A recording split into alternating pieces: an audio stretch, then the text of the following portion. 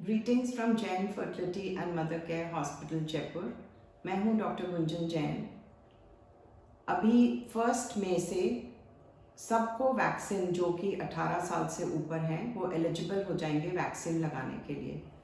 और infertility practice में होने के कारण हमारे पास बहुत क्वेरीज आ रही हैं। पेशेंट्स 3 तरह के हैं। एक जिनको अभी प्रेगनेंसी अचीव करनी है, दूसरे जो प्रेग्नेंट हैं और तीसरे जो रिसेंटली डिलीवर्ड हैं और अपने बच्चे को दूध पिला रहे हैं। So lactating mothers, pregnant mothers and wanting to be mothers, all 3 are asking whether they should get vaccinated or not. The rules are very clear. जो अभी कोशिश कर रहे हैं प्रेग्नेंट होने की और उन्हें पता है कि वो प्रेग्नेंट नहीं है, वो प्लीज़ जाकर अपनी वैक्सीन लगवाएं और अपनी दोनों डोजेस लगने के बाद ही प्रेगनेंसी के लिए ट्राई करें।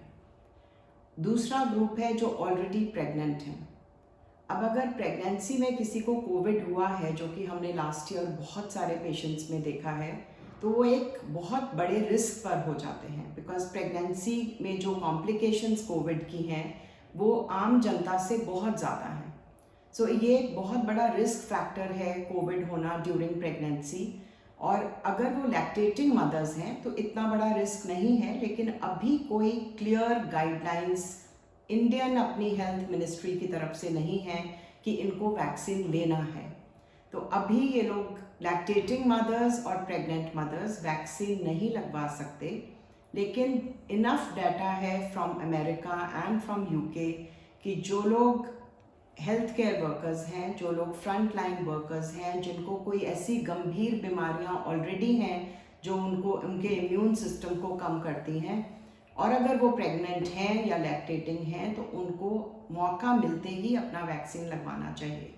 देर are no red flags, there is no clear cut data in India which suggests कि हमको वैक्सीन लगवानी चाहिए। इसीलिए अभी तक हमारे पास कोई गाइडलाइंस नहीं आई हैं, लेकिन तुरंत मुझे लगता है कि इस पे बहुत काम ऑलरेडी हो रहा होगा और हमारे पास बहुत जल्दी ये गाइडलाइंस आ जाएंगी कि प्रेग्नेंट और लैक्टेटिंग मदर्स में भी वैक्सीनेशन सेफ है।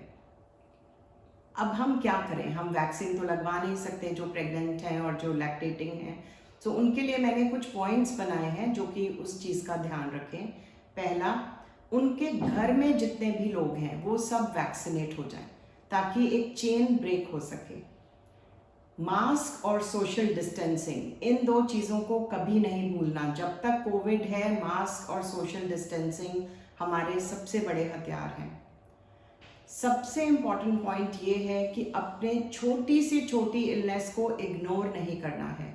हमारे पास बहुत सारे फ़ोन आते हैं कि हम एसी में बैठ गए, हमने ठंडा पानी पी लिया, इसलिए हमको थोड़ा सा बुखार जैसा लग रहा है, या और 3-4 दिन बाद पेशेंट ये हमें बताता है। तब तक कई बार बहुत बीमारी आगे तक चली जाती है।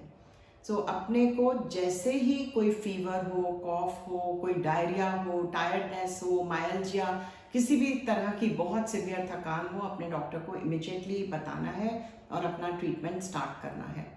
और जहाँ तक हो सके घर में रहो, सेफ रहो, और अपने जो हॉस्पिटल विजिट्स भी हैं उनको आप अपने डॉक्टर से डिस्कस करके उनको टाइम करो properly. Mix and match, you can do a video calling along with hospital visits.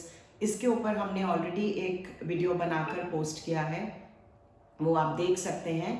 तो उससे आपको बहुत हेल्प मिलेगी, आपके हॉस्पिटल विजिट्स कम से कम हो जाएंगे और आप सेफ रहोगे।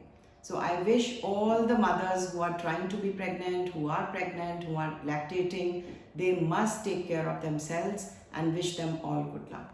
Thank you.